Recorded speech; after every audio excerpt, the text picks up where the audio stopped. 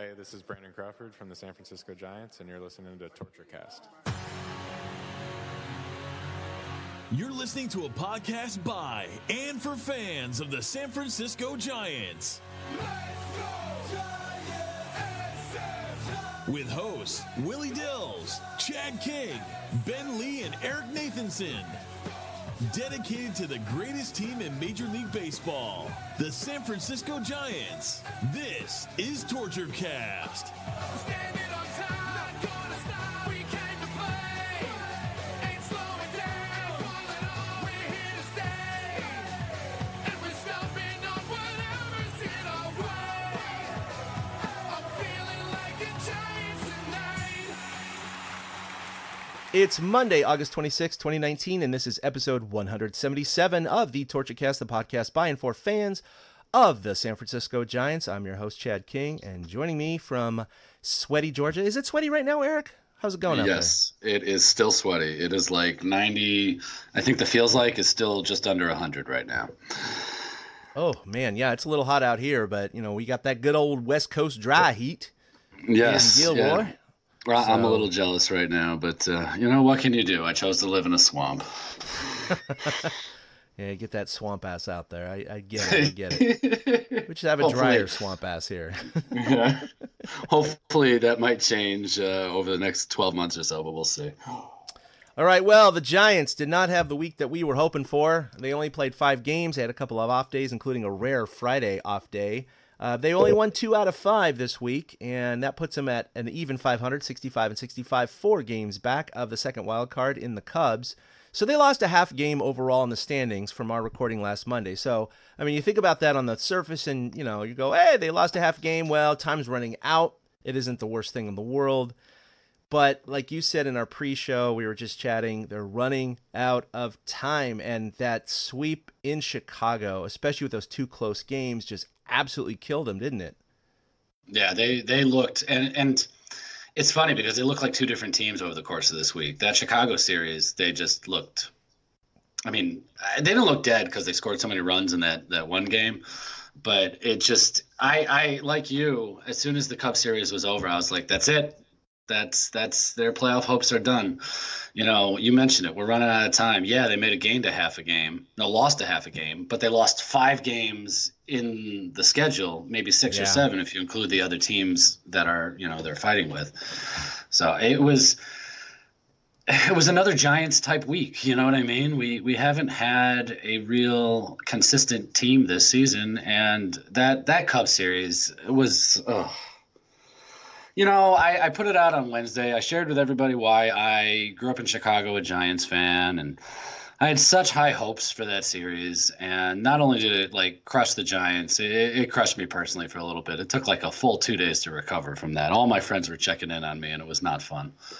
Yeah, that night they lost the 12-11 and then the 1-0 game, I kind of might have taken it out on the family. I'm just saying. It was one of those times. It's just one of those things like, what's wrong with you, Dad? Nothing. Just leave me alone. Why is he so mad?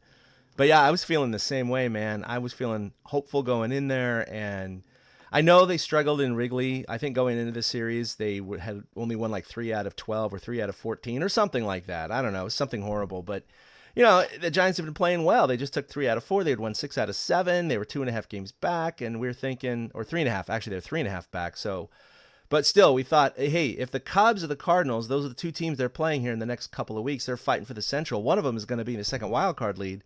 We gotta get 2 out of 3 against the Cubbies, and I think they're going to be okay. They're going to be in good shape, and it just didn't come to fruition. But you know, the first game they kind of laid a dud, and we'll get into it in a second here. But you know, the second and third games, they both lost by 1 run. Both could have really swung either way. I mean, honestly, especially the 12-11 game, that was just an insane. It was very entertaining. Very entertaining. Yeah. Oh, but God, yeah, that was a lot of fun. It just didn't go the Giants' way, and that's what happens in baseball. And they were like 29-11 or 28-11 in 1-run games before that. And so, you know, they had a little bit of a correction, but they had another 1-run win against the A's, of course, yesterday. So the Giants are still doing gangbusters in those 1-run games, but it happens. And this is baseball, and the Cubs have the second best home record in the National League. So, you know, they apparently know how to play well at home, and that's just they got beat. They got swept, and it really crushed them. Again, 4 games back with 30-something to play, 32 or something like that to play.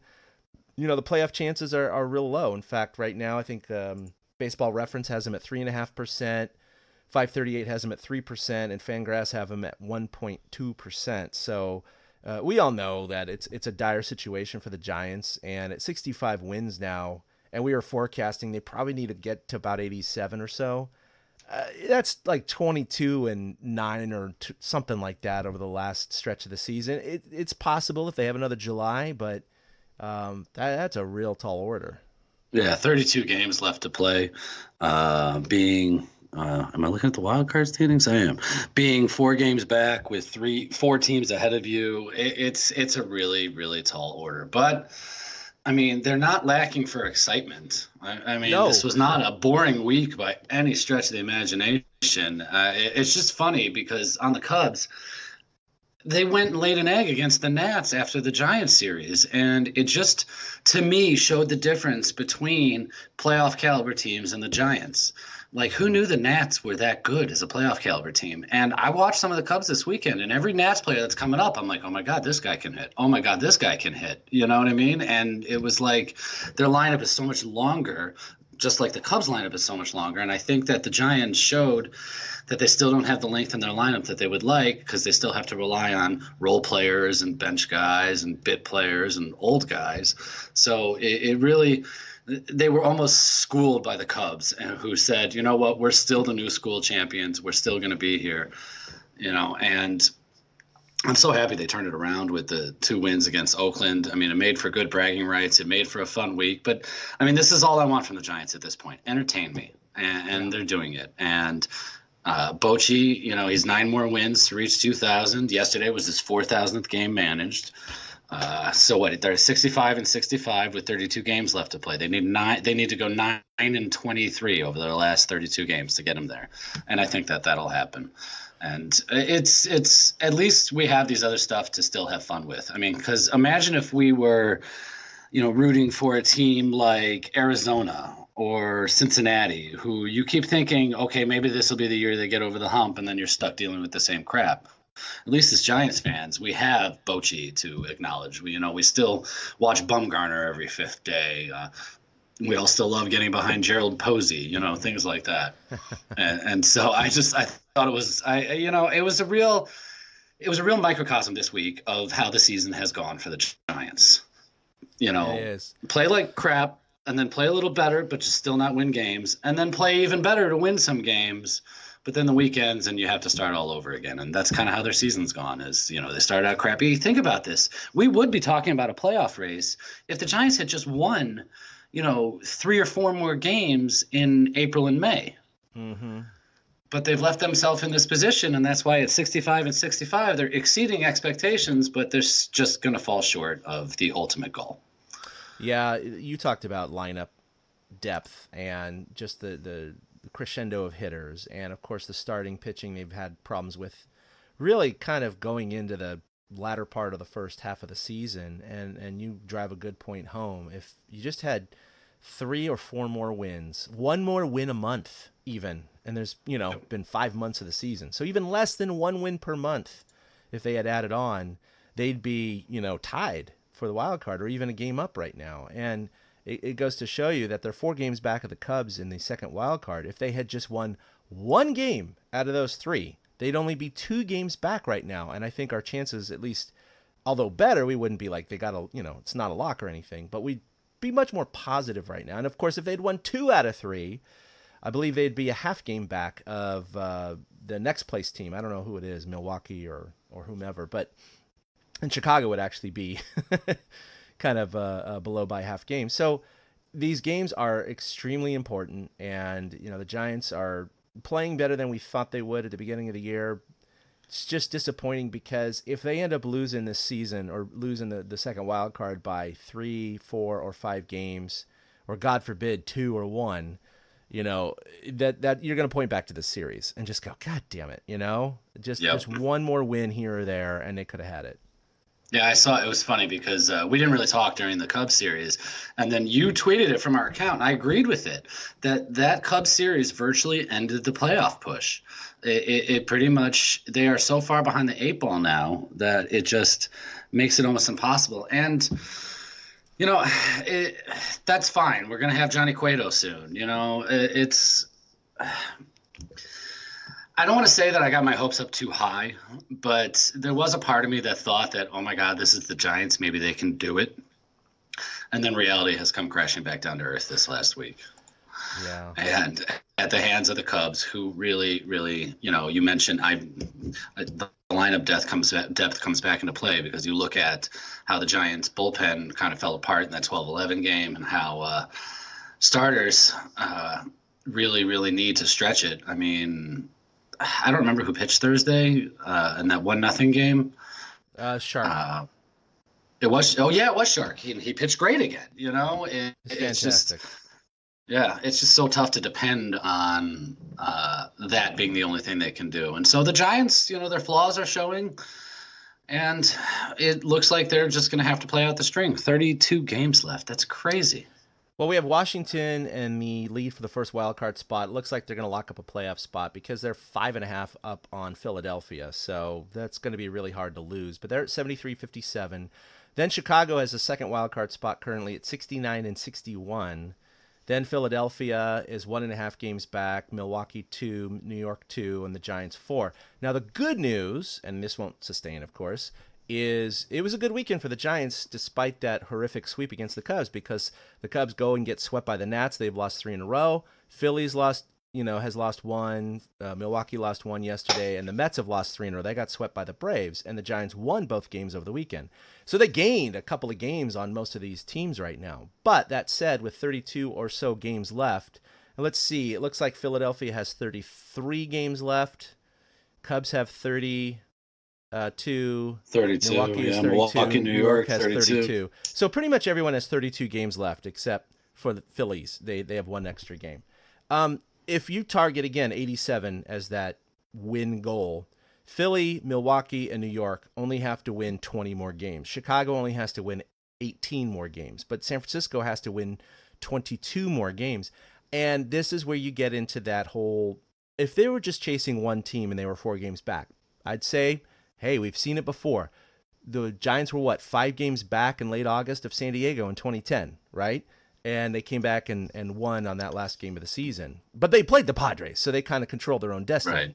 Now, New York, Milwaukee, Philly, and Chicago, the chances of all 4 shitting the bed are basically 0.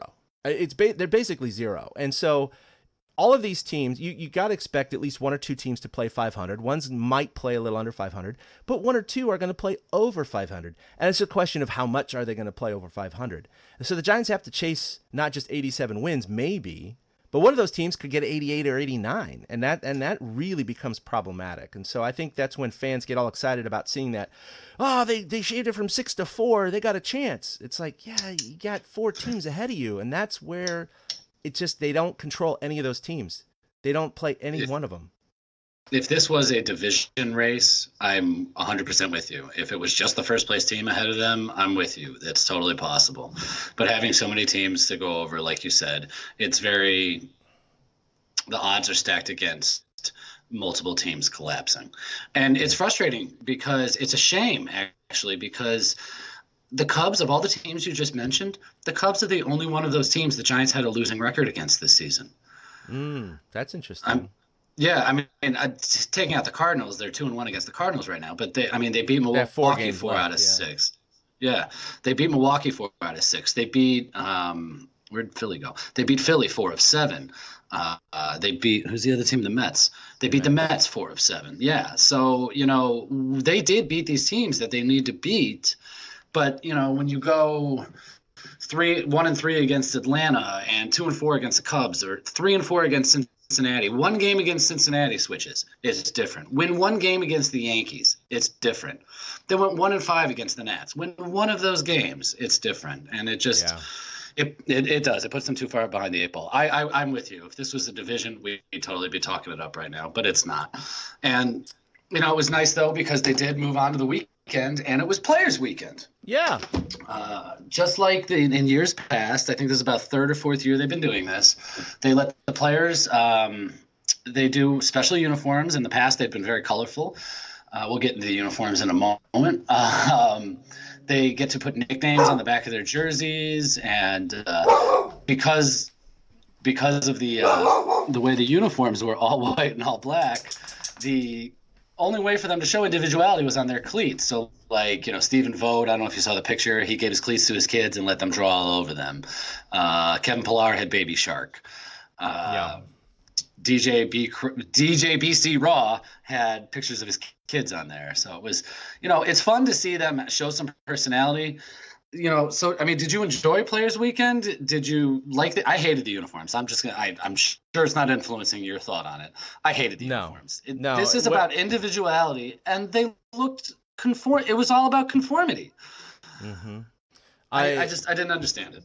Yeah, I apologize for my dog there. I have my window open, and sometimes she sees guys, working in our neighbor's yard, and she goes off. But anyway, yeah, the uniforms themselves were absolutely atrocious. In fact, I loved Hunter Pence in one of his Instagram stories. He wasn't making fun of the uniform, but he basically was sort of making fun of the uniforms because he was in all white, and then of course he put on the white batting gloves, and he did like the mime, because mimes are traditionally dressed in white makeup and white outfits and stuff, and so he's like doing the whole mime thing, and it was kind of a shot, I thought, at the uniforms. They were horrible, and one of the biggest complaints I hear from bandwagon or moderate Giants fans is like, why don't they put names on the back of the home uniforms? This is stupid, blah blah blah. Well, they had names on the back of all the uniforms, and of course they got to choose their nickname.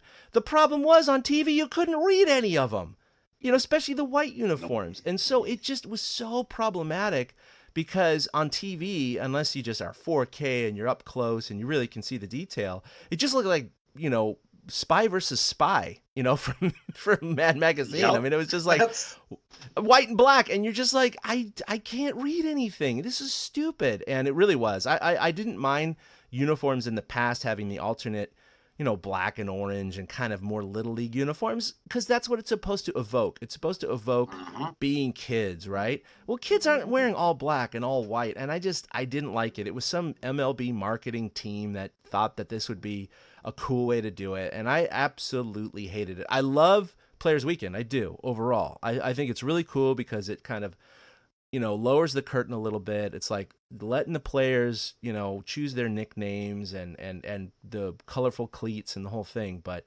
the uniforms were an absolute travesty, and I'm sure MLB social media and their PR staff, marketing staff, have heard it, because that's all I saw all weekend. It's just nothing but memes and trashing it. There are very, very few people, and I'm talking probably less than 10%, that thought it looked good. Yeah, it was the most annoying thing for me is, as somebody who watches more than just the Giants, when I flipped a game on, it took a minute for me to figure out which team was which. Because why is my phone ringing? Because sorry if you hear a phone in the background. I didn't realize it was in this room. We're both having I'll talk over it. The thing is the teams got to choose if they wanted. The home team got to choose if they wanted to wear black or white. So, Giants fans, if you happen to be watching the Giants game on Saturday and you heard John Miller say over and over again that all the home teams wear white, John's wrong. The home teams got to choose. 5 home teams actually chose to wear black instead of white. And out of curiosity, I was just curious about this. I wanted to see if teams in black or teams in white did better. I hated the white for the pure reason that there are certain teams, and I'm going to use the Cubs as an example, that we never see in all white. The Giants would be another example, but we didn't see them in white. The Cubs wear pinstripes. So when they're in all white, it's really jarring. Yeah. Had the Giants worn all white, it would have been weird. And, they might not have fared as well, because teams that wore the black uniforms won 26 games, and the teams that wore the white ones won 18 games, which I just found to be weird, because I feel like as a fielder, if the batter's in all white and he hits the ball, it might be coming out of his jersey, and I might have a tough time picking it up. They had to put in the special rule that pitchers wore a dark hat if they were in the all-white uniforms. Who thinks that's a good idea? To design uniforms that are illegal? Yeah. Well, and that's what doesn't make any sense, because I noticed that too, that all the pitchers had to wear black hats or dark hats. And okay, they have the batter's eye behind, right, in center field. They have the black hat on. You were mentioning, obviously earlier, there was a player with a light gray glove that had to be replaced because it was too light. These are small little parts of the uniform. 90% of the goddamn body is in solid white, but that's not a problem? That made no sense to me. Yeah, that's what I didn't get about it. They were ugly. I hated it. It was just a bad decision. But the one fun thing that comes out of it is the random nicknames. And before we get into the Giants nicknames, I had to ask. So if you were a Major League Baseball player, what would your nickname for Players Weekend be? That's a great question. So, as a kid, obviously, as a teenager, my favorite player was Will Clark. And so this wouldn't really work in today's game. But if it was like a local game, I would probably have chosen Thrill, something like that. But from a personal note, it's just a little embarrassing. My freshman year in college, a couple of people, was one girl in particular, who nicknamed me Cud. And yeah, it's a long story, but basically CUD. And that is the stuff that a cow chews in the side of its mouth. Yeah, it's called cud, C-U-D. So I might have gone with something like that just for funsies, because, a lot of these players do stuff like that, and reviewing the Giants nicknames this year, we don't have to go through the whole list, but, Tyler Beede was Beedah, B-E-E-D-A-H. Brandon Belt was Bob. And that was originated during his college days at the University of Texas, where his coach inexplicably started calling him Bob. So it was a callback for that. Obviously, we know Mad Bum and DJ BC Raw, because Brandon Crawford does the post-game DJ playlist. Sam Coonrod was coach. Dickerson was grandpa. Now, this was interesting. And I forgot the guy's name, but he wanted Dick, obviously. Yep. And MLB turned him down. But another player asked for Dick and got it. And so my question is why? And I guess there's still some mystery as to why the other player was approved and Dickerson wasn't. Do you know? Have you read into that at all? No. Okay, I couldn't. It just dawned on me who the person that was allowed to. Rich Hill went with Dick Mountain last year. And, okay. Because Rich, I get it. Richard, Rich. Dick. Right, yeah. And Hill, Mountain, right. They call him Dick Mountain. And it's funny because I would have the same problem as Alex Dickerson did if I were to do a player's nickname. Because you think Cud is a little embarrassing? I would go with Boner. Boner? Yes. Why's that? When I was younger, I spent a lot of time at my buddy's house. He lived next door to me, and he had an older brother with friends. And because I was over there all the time, they nicknamed me Boner in honor of Boner from Growing Pains. Oh. It had nothing to do sexually or anything like that. I didn't figure that, but yeah. Yeah, right. Yeah. It didn't have to do with me missing a ground ball or not tagging a guy back in 1908. But Boner was my nickname, so I think I would have had a tough time getting that on there, and I would have had to just settle with like a Nate. You know what I mean? Much like Dickerson, had to settle with Grandpa. Nate was my baseball nickname in high school because, as we know, baseball players are dumb, so they can't say more than one syllable at a time. So I got called E and Nate all the time. Speaking of, no, I won't get into how dumb baseball players are. Apparently, baseball players are buying up the Viagra type drugs at gas stations, and they could be getting popped for PEDs by taking those. I have not heard that at all. Really? Like I said, baseball players are dumb, yo. I love baseball, and I'm an ex-player, and yeah, we're not the brightest bunch. Apparently they had to put out a memo to all Major League players to not buy gas station Viagra pills because they could get popped for PEDs. Yeah, I mean, that goes with like not buying gas station sushi. I mean, you just don't do it, right? I totally agree. Buy Doritos and Coke, and that limit it to that, right? Not anything pharmaceutical, please. Right, and then get out. Yep. So I would be like Dick. I would have a tough time with Boner, so I'd probably go with Nate. You go through the list, and there's some like Gott, which is Gotti. Not a big deal. Scooter, Doug going with Dougie. I mean, like, that's what I'm saying. Like, some of these, they're not that creative. You know, Scooter Jeunesse was creative, though.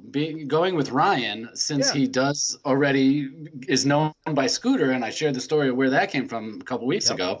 He decided to go with his given name, which I absolutely loved. I mean, you know, Gotti for God, Gus for Gustave, those make sense. Longo makes sense. Like El Tibu for Maranta, I loved that because anybody who knows anything about Spanish immediately knows that that's a shark. Mm-hmm.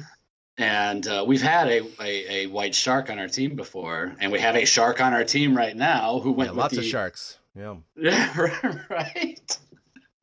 I didn't realize this was where the moniker came from on Shark, though, that it was a former college teammate at Notre Dame who thought he looked like a shark from the movie Shark Tale. Oh, Finding Nemo, my bad. Finding Nemo. Yeah, no, it's that shark that goes, fish are our friends. Yeah, exactly. He's got that big grill and the tall face, and so I guess that's where he got his nickname. And it was funny because I didn't realize that either until I read this.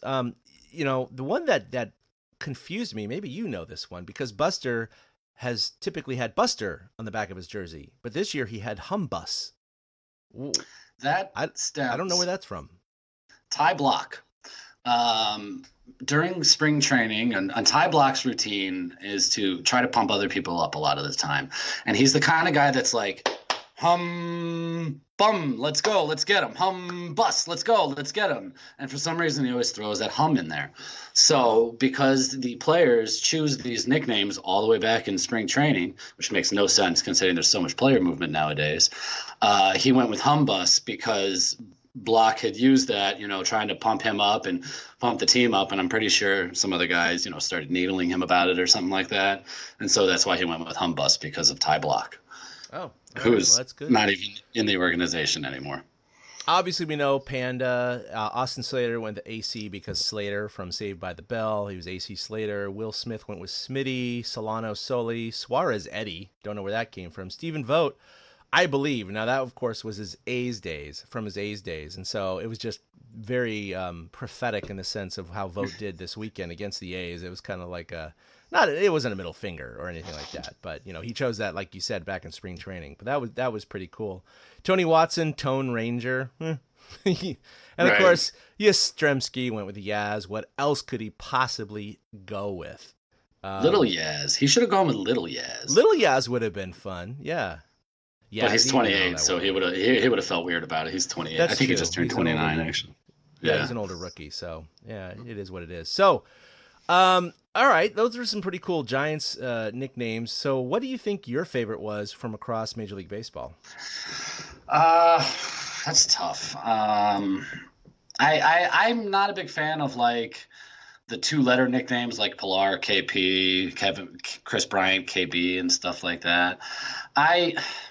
You want to know what's funny? I don't know enough of the nicknames from other teams because watching the games, I couldn't read the freaking jerseys. That's what we're talking about. Yep. Yeah, I'm not trying to be funny, but like, I nobody else's nicknames stand out but the Giants' nicknames, and like, I kind of like that Sam Coonrod went with Coach. I'd love to know the story behind that.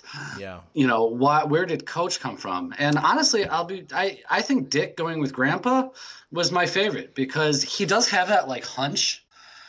You know, you could kind of see it when his batting stance and when he comes to the plate. So I can totally see why somebody would have nicknamed him Grandpa back in the day. But I mean, other than that, outside of the Giants, I watched a ton of baseball this weekend. I don't remember any of the nicknames. Yeah, Grandpa was good. I mean, he had to go with that instead of Dick, but that was, I guess, given to him because of his back injuries in high school when he had back surgery. So that kind of stuck with him. Coach, I'm wondering, and this is just a guess because his first name is Sam. I'm thinking Sam from Cheers. Oh. You know? I don't know. Well, but that's not his name. That wasn't his nickname, was it? Coach. No, Coach was the other guy. Old guy. Yeah, it was the old guy from Cheers. Yeah. Oh man, you know what? I don't know. That's a good one. My favorite though across Major League Baseball, and I know I'm biased, but it's got to be Hunter Pence with the shrugging emoticon. Yeah, that is one I remember. That was. I mean, who's done that before? No one's done that before, and it was like so cool. Just like, you know, and I thought it was really cool of Major League Baseball to approve that one. Now, of course, he was in this white Texas uniform, so you couldn't freaking see it. but you could see it online. And in fact, I saw you posted on there too, on his Instagram page or whatever, trying to get a free jersey or whatever, because he said he was giving one away. But Hunter Pence, said tag a friend. I tagged you. Yeah, and you tagged me, exactly. It's fantastic to see that, and he had a good weekend too. So that was my favorite. But you're right, a lot of them are pretty plain and vanilla. But you're gonna get that with 750 players or whatever, and because they did have to do that from spring training, you're talking probably well over 1,000 players had to choose their nicknames because of the shuttling that happens throughout the year. But good stuff. They'll be back in their regular uniforms starting today. All right, so one of the big things that we wanted to talk about before we get into the weekend review is Pablo Sandoval. Pablo Sandoval went on the IL about a week ago or so with elbow inflammation, and I guess he's been dealing with this all year long, but it's officially been determined that he needs Tommy John surgery. And now position players typically come back faster than pitchers. It could be as soon as 9 months, but the reality is his season is over, and it's a bummer because we don't know where he's going next year, but I think there's some silver lining to this. First of all, there is talk about him taking one more at bat at home before he has his surgery. They're saying his surgery is going to be in September. I don't know why they're pushing it off, but they are, which is kind of odd to me because I'm like, why wouldn't you just get it done as soon as possible? Because you're just going to return sooner rather than later. But they're pushing it off to September, and there is a chance that he might pinch hit for the Giants in this next homestand. And him and Bochy and others have been talking about it, and Bochy loves the guy. Panda has called Bochy basically like a father to him, and he's been quoted as saying, I'd love to do it. I'd love to take one more at bat. So I don't know all the particulars on why they're pushing it off to September, but I know that the Giants really valued him this year, especially off the bench. He's been one of the best pinch hitters in all of Major League Baseball, and it's going to hurt him down the stretch, quite honestly. Yeah, it's also a sad way to possibly see Panda's time end after his rebirth. Yeah. I mean, we all were bitter. God, what is that? 4 years ago now, 4.5 years ago when he took off for Boston. And it's funny because I remember back then he singled out Bochy and Hunter as the only people that he claimed he cared about. Yeah. Which we have all found to be not totally true. But I love the idea. I don't know either why they're pushing it back. I love the idea of getting him one more pinch hit at bat. Pablo's the kind of guy that you just feel like deserves to be in a Giants uniform forever. Yeah. And it's just not going to happen, especially coming off Tommy John surgery. The Giants play in the National League, and if you hit, you need to be able to throw. And if the Giants had the DH, if it was universal, then I could see a world in which Pablo Sandoval comes back to the Giants. Shohei Ohtani had Tommy John surgery last year, and he's hit like 24 home runs or something this year. You know what I mean? He's DHing full time. He's not playing the field. He's not pitching. He's DHing full time, which is something Pablo could do as well. So it just, in my mind, it kind of sucks that we can't keep him because there's no place for him in the field. And this is one of those byproducts of not having the DH in the National League that we don't always think about. Well, here's my silver lining. First of all, it also does suck because they were looking for a game for him to play all 9 positions, and that's not going to happen now. That would have been really, really cool. So that's off the table. But regardless if he gets his last hit or at bat or not with the Giants, I actually think this could be a silver lining for the Giants, and here's why. He's going to be on the shelf with TJ, and he won't be back till at least July. Okay, probably at least July. That's probably the earliest he could come back. Now, most teams, especially given his history with Boston and his success with San Francisco, are not going to touch him for 2 reasons. 1, because of that history, but 2, because of his injury. And so I think it actually could swing in the Giants' favor to re-sign him, especially after how much he's professed his love for the organization and realizing that this is his home, that he could take a very significant hometown discount. Think about it. The Giants could approach him and say, hey, look, if you want to sign with another team, obviously that's your prerogative. Go do what you need to do. But no, you're not going to be active till July, maybe even later. And so good luck with that. We'll give you whatever, $500,000 a year, whatever the player minimum is, or even up to $1 million a year, right? For next year. And we'll help you rehab, because we value you off the bench. We love you. You love this team. It's a kind of a symbiotic relationship, if you will. And I could see that working. Now, if he had not gotten injured and he continued to hit a couple more home runs here and there, finish the season at 260, 270, 280, with 15, 16, 17 bombs, I think he absolutely would have been signed by someone else. Not that he would be chasing the money. I'm just saying that he would have enough offers that he could pick and choose. I actually think this could ultimately work out in the Giants' favor for keeping him. Doesn't mean that they're going to be better or worse record-wise, but I think that there's a good chance Pablo could retire as a Giant. I hadn't considered that side of it. I really hadn't. I guess it's a wait and see moment because that's just a guess. Yeah. Well, on the flip side of that, and then we'll move on from Pablo. The flip side to that is Farhan might view Pablo as a connection to Bochy and be worried that, you know what I mean? That, it's not Bochy's team anymore. It's my team, because Bochy had to fight just to get Pablo on the roster this year. But management would probably give pressure because, who doesn't want to sell a bunch of panda hats? So you do. You bring up a good point that the symbiotic relationship that the Giants and Pablo have is very different than if he were to go somewhere else. Yeah. So absolutely, it's possible. And it's funny because, it's not often that you see position players needing Tommy John surgery. It's usually pitchers like Johnny Cueto, who will start tonight for Sacramento and is on his way back to the major leagues. Like, what is this, 13 months later from Tommy John surgery? It's a very accelerated path. Yeah, he's got tonight he's going to start. He has at least one more scheduled start in AAA. And if everything goes well, he'll be with the team in like maybe 2 weeks. This is crazy. Yeah, it is. It's not something I expected at all. And it'll be nice to have Cueto just because, I really wonder what this season would have been like with a healthy Cueto. We talked about those 3-4 wins that the Giants could have picked up here and there. Exactly. Yeah. Johnny Cueto. Oh, that's huge because the most starts he's going to have is 3. And most likely it's going to be 2. That is not going to have a significant impact on this season. We know this. I wouldn't be surprised if he gets crushed his first start in the major leagues, and that's understandable.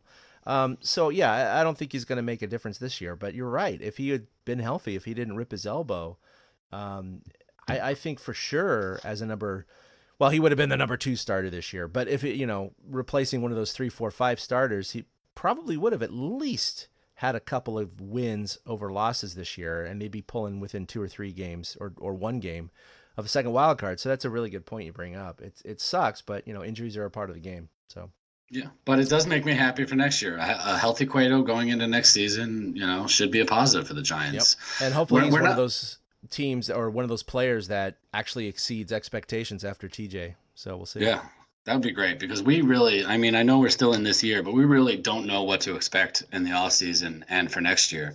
So having some stability with Cueto at the top of the rotation, because we don't know what will happen with Bumgarner, should be good for their future. All right, let's look at the 5 games that they had this week. They were swept in Chicago, so we're going to gloss over some of it. But, Tuesday they lost 5-3. It was kind of a standard, game, whatever. Wednesday got to the exciting game. This was just back and forth. And look, the Giants have been playing entertaining baseball this year, no matter what. God forbid April and most of May. But that said, they've been at least entertaining. Obviously, all these great dramatic. They're 12-2 in 1 run or in extra inning games. They're like, I think 30-13 now in 1 run games. They did lose Correct. 2 1-run games in Chicago. They lost 12-11, but in that game they were down 7-2, Eric, and they came roaring back. And they eventually took the lead, and they swapped leads like 5 times during this game. And as the Giants just kept pummeling home runs and keeping, matching the Cubs. However, after Kevin Pillar, hit that home run or whatever it was to go ahead 11-10, you went to the bottom of the 8th and you had Moranta come in. And unfortunately, look, overall, he has great stats. And the vitriol on Twitter is really palpable. And because they call it the Rays Morantis Experience, TM, trademark. Because he's very wild. And it's funny because you look at his ERA, it's like 2.73 or 5 or whatever it is right now. really solid stats, but he has 7 losses this year, Eric. 7 losses. And I think for a guy with such a low ERA, that kind of speaks to his inability to close out games or have those holds that you need to have these late inning guys do. And of course he did, walk a guy, and then Chris Bryant hit the 2-run home run in the bottom of the 8th, and that was eventually the game winner. So I'm not throwing Moranta under the bus. I'm just saying that it seems like he does well when they're either really behind or really ahead. And in very, very tight games, he doesn't seem to perform as well. Yeah, well, the walk before Bryant is the key to that whole thing, because Moranta is averaging 5 walks per 9 innings. Ew. I didn't know it was that high. I didn't either. There's not another reliever. Well, Ty Block's way gone. There's not another reliever who's that bad. I mean, you look at somebody like Will Smith at 2.5. Even the starters. Tyler Beatty has the worst walk per 9 innings at 4.1. So that's what's killing Moranta, is he'll lose control and then he'll never be able to find it, which I agree with you. There's times where he comes in and they have like a 4-run lead and he's lights out, or they're 4 behind and he's lights out. But when he gets in these high leverage situations, it doesn't seem to come to fruition. So it wasn't surprising that he was the one that gave up the 2-run bomb to KB. That game, I was going to bed. I was tired. I was not feeling it. The Giants were down 7-2, and I'm like, screw this. I'm going to bed. And I got into bed, and I put the game on, and I had to turn over 3 different times. And then finally, I was just like, screw this, And I left the bed. I went back to the living room. I watched the rest of the game. I was like, this is too insane and too much fun. It was a lot of fun to watch, but real stressful. Definitely torture baseball. But I think going into those 2 games, this will never happen again for a very, very long time in consecutive games. But, I feel like Morpheus in the Matrix going, what if I were to tell you the Giants were going to score 11 runs in one game and lose, and then allow only 1 run in the next game and lose? Just what are you talking about? You're smoking. You took the gray pill, Morpheus. I mean, what the hell is this? But that's exactly what happened after a Homer happy game the night before, and the bullpen. By the way, everyone was blaming the bullpen, but the reality was the Giants had 8 innings pitched. In 4 innings of the starter, they allowed 6 runs. In 4 innings of the bullpen, they allowed 6 runs. So it was kind of equally distributed across both. But you go to the next day to close out the series, and you're thinking, God damn it, the Giants got to win this game. They have to win this game. They cannot be swept. This is going to destroy their playoff chances. And they had Shark on the mound, which he's going into the start, had the 5th best ERA in all of baseball since June 1st. I mean, he's just been lights out. He's been incredible. And he had a fantastic game. And unfortunately, the Giants lost 1-0. And the way it happened, even though it was charged as an earned run to Shark in 7 innings, which again improved his ERA, the way it happened should not have been an earned run in my mind. But technically it is. So Jason Hayward hit a fly ball to center field. And Kevin Pillar, who of course has just saved so many runs for us this year. So I'm not blaming him. We've all been caught in this purgatory of the sun blinding you. He had glasses, black, and the glove, and he tried all of it, and he just couldn't pick it up, and it dropped for a single. Now, it's funny. I'm reading the MLB box score right now, and I was watching this game when it happened, and it was just a lazy fly ball to center field. It says Jason Hayward singles on a sharp fly ball to center field, Kevin Pillar. And I'm like, there's not a sharp fly ball. What are you talking about? There's what? By the way, what's a sharp fly ball? There's a sharp line drive, and there's a fly ball. There's no such thing as a sharp fly ball unless you hit it out of the park, I guess, But yeah, that is a weird term. That's a weird term because it was shallow, too. He had to come in on it. So he gets on, and then Castellanos, of course, hit one to Crawford. It was a potential double play ball, but he booted it. So clearly 1 out should have happened right there. And then Chris Bryant followed that with grounding out to a double play to Crawford. Now, that would have ended the inning because Crawford would have gotten the out at second in the previous error. That would have ended the inning. But the way the MLB statistics work is you can't assume a double play, right? So even though that would have been the 3rd out of the inning, you can't assume a double play. You can only assume 1 out. So even though there were 2 outs at the time, you can only assume 2 outs total because of the error that should have been an out, and then the double play that's only assumed to be 1 out. And then Anthony Rizzo, with a runner on third, singled and drove in that run. So that was the earned run for Shark, which kind of sucked because clearly, we all know it shouldn't have been an earned run. He pitched really, really well. I mean, there were no, except for the Anthony Rizzo single, there were no hits in the inning. There were essentially 2 errors, but that fly ball to center field counts as a hit because he didn't see it. And that's kind of one of those weird things about baseball. But anyway, Shark pitched really, really well, allowed only 2 hits, and one of them was an error, really. Okay? And they both happened in the same inning, and they lost 1-0. But the reality is, you can't win without scoring, and so who knows what that game would have happened. Now, again, going back to if they had just won one of these 2 crazy games, these 1-run games, they would only be two back right now. But it is what it is. Yeah, that game was so frustrating, and you can't blame Pilar. You can only blame Crawford. I know that sounds horrible, but you can't blame Pilar there. You can only blame Crawford. It reminded me, it sounds so weird, and there's another Cubs reference, but it reminds me of when Bartman happened. All the Cubs fans blame Bartman, but they forget that Alex Gonzalez botched a double play ball hit right at him on the very next batter that would have ended the inning. Right. It's not always the first play. Sometimes it's the second play. And it was this time exactly with Crawford. Right. It was kind of like Mookie Wilson, hit down to Buckner. It's like that didn't actually lose the game. That just set up the loss. It didn't actually cost them. And coming out of that 1-0 loss, I was pissed that the Giants had Friday off. They were a team that needed to get back out on that field. Something I noticed, and I'm just going to touch on this briefly. Something I noticed is the Giants, where did it go? There it is. The Giants don't seem to play as well during the day. And for a team that has a shit ton of day games, second most in baseball behind the Cubs, that's not a good thing. I mean, their batting average during the day is .234. At night, it's .247. That's a big difference. Yeah, their on-base percentage is 11 points higher at night. Their OPS is .728 at night, .690 during the day. Even their BABIP is 11 points higher. So, as a team, they just seem to play better in the night games. And I noticed that, and I felt that's why that 1-0 game, once the 1 run was scored, I don't know about you, but to me it almost felt like, okay, that's probably it. Because it's one of those games you feel it happening. Yes, Kyle Hendricks just absolutely shut him down. So yeah, and I mean I get it, and I wasn't shocked by Hendricks shutting him down because the Giants do better against hard throwers and fastball pitchers. Hendricks is the embodiment of the old adage, hitting is timing and pitching is disrupting timing. Absolutely. No, he's that guy. He does not throw 98. He doesn't. He'll throw you 86 and then he'll throw you 72. Yeah, it's just the way it is. He's a poor man's Greg Maddux, basically.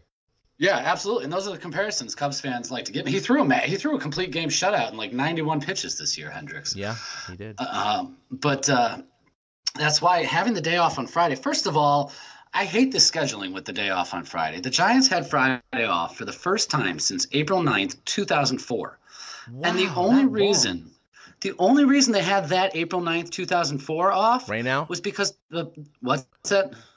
Was it a rainout? No, it was scheduled for a rainout because the Padres were opening Petco. And so they opened it on that Thursday for a weekend series. But they took Friday off in case there happened to be rain in San Diego, which that's a joke. They took the Friday off in case the first day got rained out so they could have the game Friday and, keep the series going. So this was their first scheduled off day since April 9th. And other than that, it would just be rainouts and cancellations. It's just stupid. Every other team in baseball played on Friday but the Giants and A's. Wow. I was shocked at that when I was looking, doing my black-white things. I was shocked to find that out. And then they get into that game Saturday in Oakland, and, oh, my God, I don't know about you, but it felt like more of the same. It was like, oh, crap. They're down. What were they down? 4-2 before they – yeah, it was 4-2. And you just didn't feel like they were going to get it going. Bumgarner didn't have his best stuff, but he did fight through some things. And the offense just wasn't clicking. And then all of a sudden, Saturday night, in the 8th inning, the entire offense exploded. It just went nuts. That's a base hit to right field. Posey will score. A very soft hit bloop into right, so Dickerson easily goes round to third. And another clutch hit for Evan Longoria, 6 times in his last 8 at-bats now. In the dirt, and he's going to try. Tied up!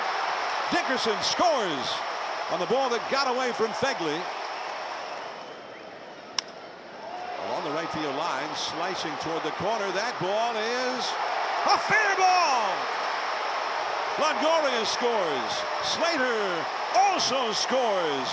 A 2-run double for Pilar. 6-4 Giants. Crawford base hit to right field. And Crawford was able to take advantage of that hole with Olsen on the bag holding against Solano. Coming in to score is Pilar. Stopping at second is Solano. 7 straight Giants have reached base. 5 runs have scored in the inning. 7-4 the Giants with a 3-run lead. That's hit high and deep left center field. Way back there. Adios, Pelota! A 3-run opposite field home run for Stephen Vogt. And now it's a huge inning. This is an 8-run inning for the Giants and a 10-4 lead. Just an incredible inning by the Giants. Like you said, it was 4-2. And even though they got runners on first and third with 1 out, you're just thinking, oh, there's going to be a double play. You know, they're going to somehow mess this up. And like you heard John Miller say there, 7 straight Giants reached base, and then there was the second out, and then Vogt hit that 3-run home run. I mean, it was just an incredible string of hits, and they ended up winning that game 10-6. So a fantastic way to start off the weekend Bay Bridge series. And so, I mean, that's what they needed. And I think they took it over to the next day. What do you think? Oh, absolutely they did. And to have Vogt, it's really stunning to hear how loud the crowd was on those. And I noticed it over the weekend because a couple weeks ago when the A's were in town, we really noticed a lot of Oakland fans at the stadium.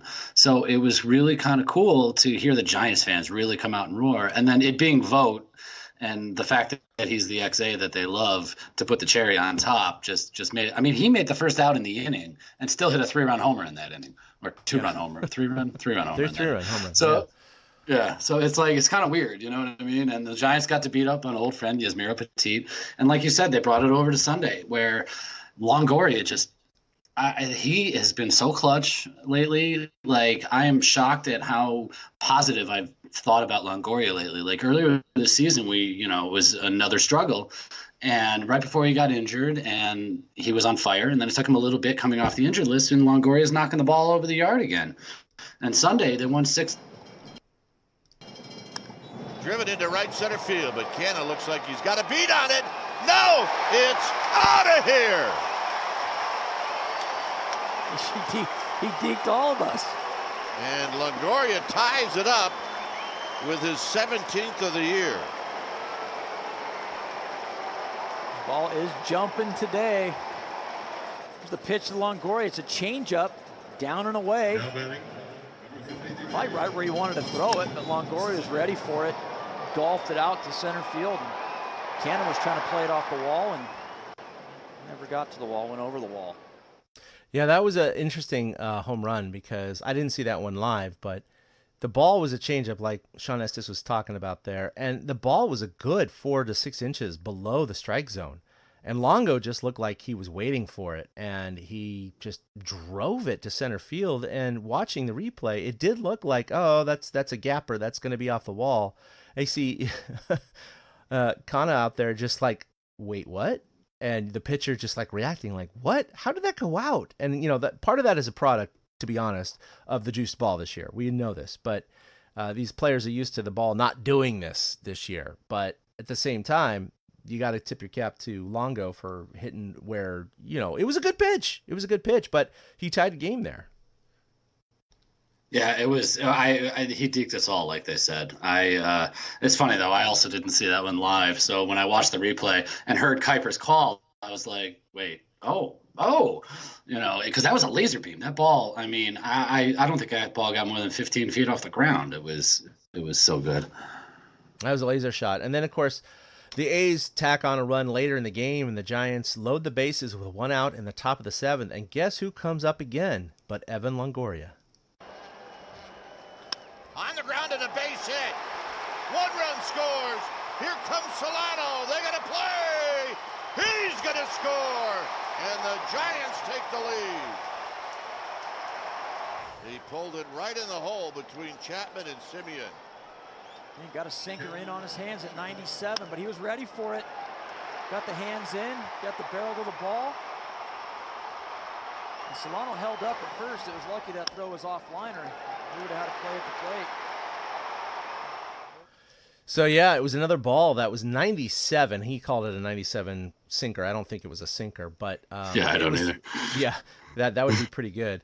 It was inside. It was a good several inches inside, and Longo just turned on it and pulled it in the 5-6 hole. And he was talking about it post game, and he said he came up and he was like, just don't ground a double play. But he noticed the hole. They gave him a little bit of room in that left side, and he's like, I'm just going to try to shoot it there. And he's like, it's rare that it works out like that, but it worked out for him. So he hit it kind of exactly where he was trying to. So, but anyway, Will Smith locked it down for the save after a double hit by the A's with 2 outs in the 9th, which was interesting because when I was watching that, and you saw the replay in one angle, and you're like, nah, he's still out. And then you saw it from the slow-mo from the center field camera, and you're like, oh, crap, he's safe. He really was safe. And, that put the tying run on second, and I'm just thinking, oh, God, this is going to be it. This is going to be where the Giants fail again, and because Will Smith has been struggling in the second half, but he got a routine ground out, and the Giants ended up sweeping the 2-game series. They're 4 games back, and Bruce Bochy held up the Bay Bridge Trophy, which no one gives a shit about, but hey, they did it, and that's what they need. Yeah, if there's no booze in there, I don't think he really cares about it. That was awesome. He tweeted that. If there's not booze, who cares? Yeah, right. And a little shout out to Donovan Solano. Donnie Baseball went 4 for 4 with a walk yesterday.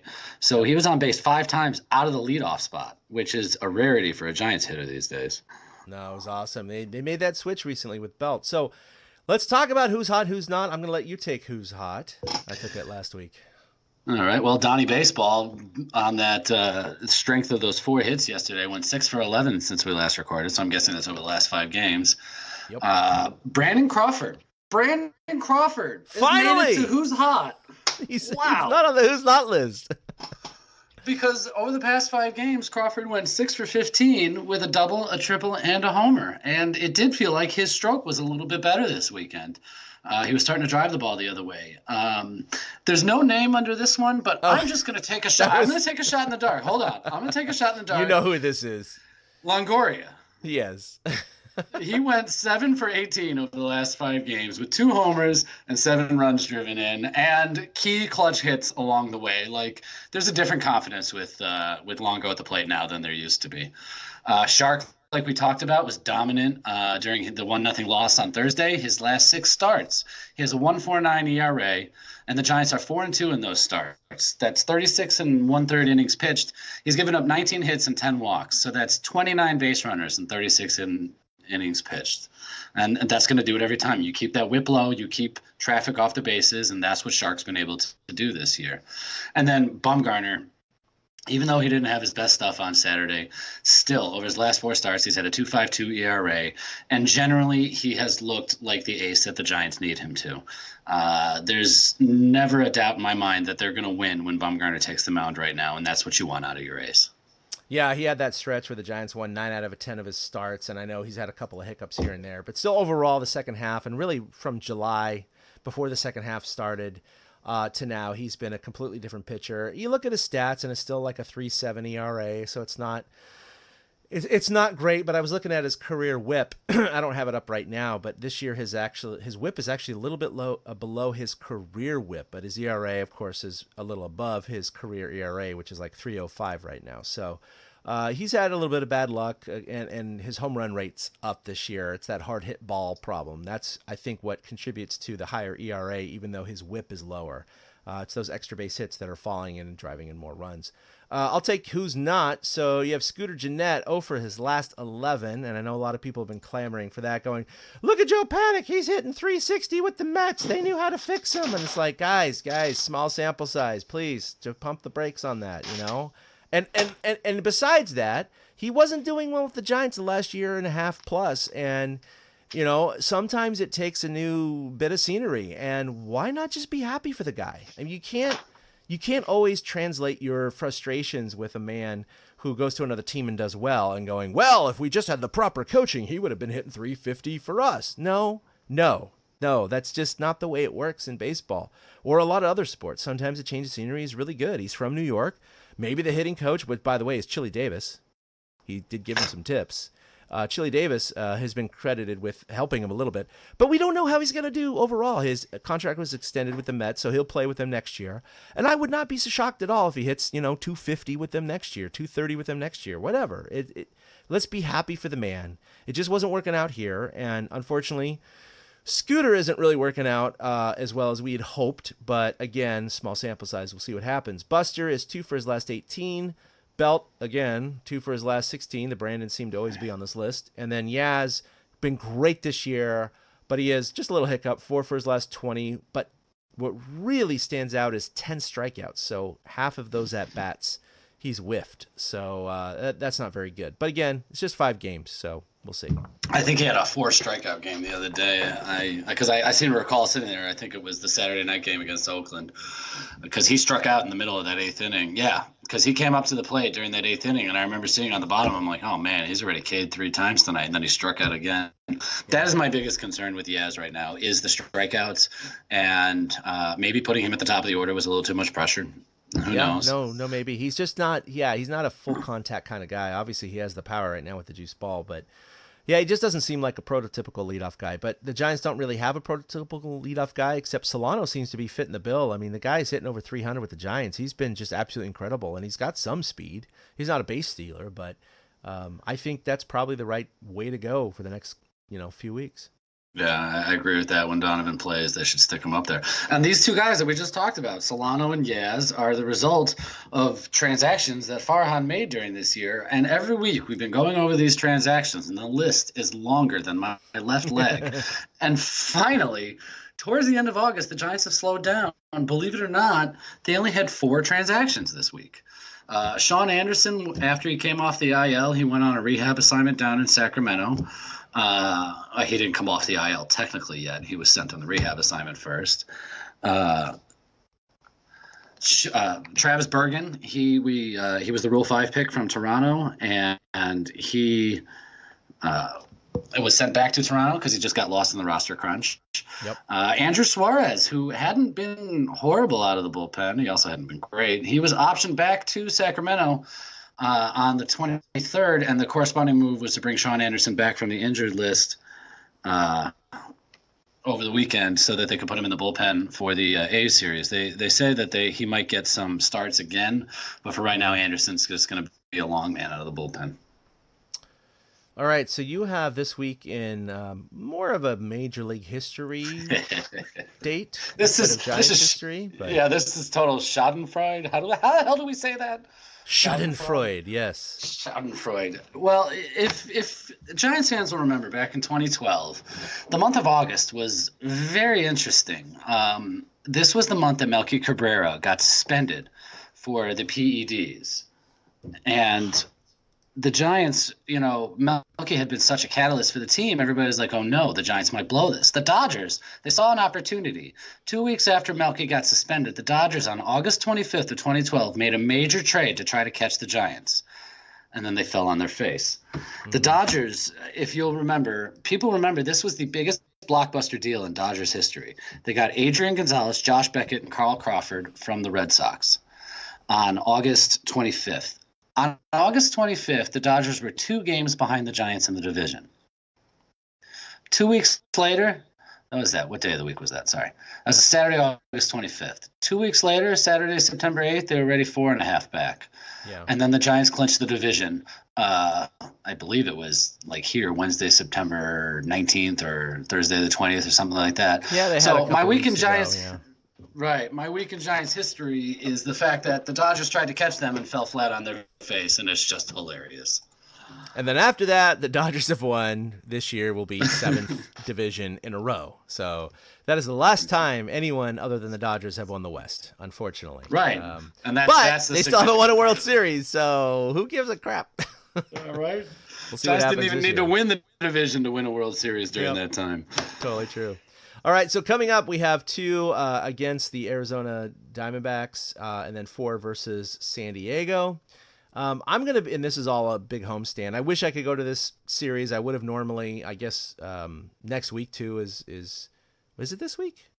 I don't know. Sometime this week is Star Wars night or something like that. But anyway, I'm going to be on a research cruise this week. Monday is Labor Day, and the Giants are playing at 11:15 in St. Louis next Monday. So hopefully we'll record next Monday, but we'll see what all of our schedules are doing right now. But for the moment, the Giants are still hanging in there just by the skin of their teeth, which is almost non-existent. And I don't know. Crazier things have happened, Eric, so we can still keep our hope up. It's not high, but at the very least, looks like Bochy's going to get 2,000 wins this year. Looks like the Giants are going to exceed our expectations anyway. And, even though I thought the Cubs took the Giants' playoff chances out back and shot it, it's trying. It's trying to come back from the dead right now. So it is. It's another big week. We keep saying exactly, and that's the problem, right? They have the losing record at home, and so even though we said last week they need to win, 3 out of 5 minimum, probably 4 out of 5. They need to take 2 out of 3 from Chicago. They didn't. Their playoff chances are completely on life support right now. No one expects them to make it. If this week they go 6-0, hey, what the hell? Why not? But if they have a 500 or worse record, we're getting down to 25 or less games left in the season, and that's where it's going to become problematic with 4 teams. But we can always hold out hope, and we really appreciate everyone listening to this podcast. We're always going to be here no matter where they are, even if they're the Baltimore Orioles. But I don't know. What else you got going on this week, Eric? No, not much. I'm just noticing that they are 9-8 against Arizona this season, so they have a chance to win that season series over the next 2 days. And they're 9-6 against San Diego this season, so that's a 4-game series. So they win 1 game, and they're going to win the season series with them. They're 10-6 against Colorado. The only team in the division that they play like crap against is the Dodgers, who they're 5-8 against. Yeah. So they have a week lined up where they could do some things, but like I mumbled into the microphone, they're at home. Yeah. And they are 29-33 at home with 213 runs scored, and they've given up 287 runs at home. It's ridiculous. Yeah. I mean, they've coming scored. Home is they get neutered. Yeah, they absolutely do. They've scored 151 more runs on the road than they have at home. And before people are like, well, wait, haven't they had more road games than home games? Yeah, barely.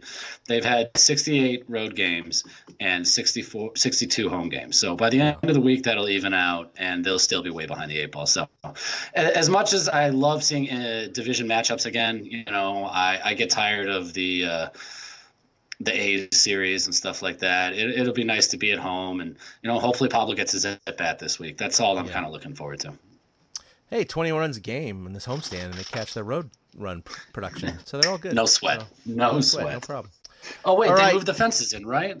Yeah, maybe next year. They've exactly. It's interesting. Some players and some brass have been talking about it in a way as though some people have interpreted it as like they know it's going to happen for sure. So there's definitely some rumblings that the management is definitely behind it, and we may see Triples Alley no longer next year, which, it's one of those things where, again, that's going to improve the Giants stats, but it's going to improve the opposition stats as well. So it may not translate into more wins for the Giants at home, and that's the bad thing about it. But it might be more average baseball across the parks as opposed to the run-adjusted stats that you see that Oracle is always pretty much dead last or second to last every year. So it'll be interesting to see what happens, because the Giants have always lived on pitching and defense, and that's why they won those 3 World Series. But it's a different age now, everyone, ladies and gentlemen, and maybe it's time for the Giants to join in and just to see if they can sign and develop the guys that can help outslug the opposition. But other than that, they're just gonna do it. Maybe they can attract some more premier power hitters that way. They won't shy away from signing with the Giants, and I think that's probably more of the long-term motivation for doing what they may do next year. Yeah, I agree with that, considering we've seen how the free agents have spurned the Giants the last few years. Yeah. So the hope of 21 runs a game, it does wait till next year. Yep.